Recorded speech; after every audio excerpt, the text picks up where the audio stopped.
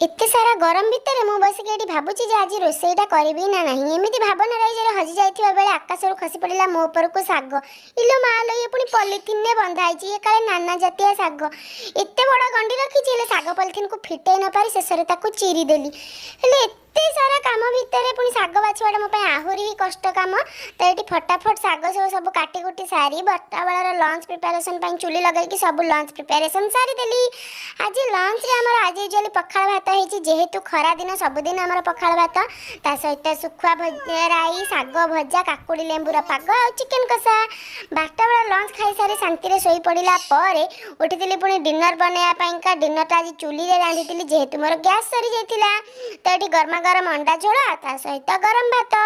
Dinner preparation मोर सरीला वीडियोटी केमिति लागिला comment रे निश्चय कहिबे देखा बा गोटे नुआ मिनी ब्लॉग रे जय जगन्नाथ बाय।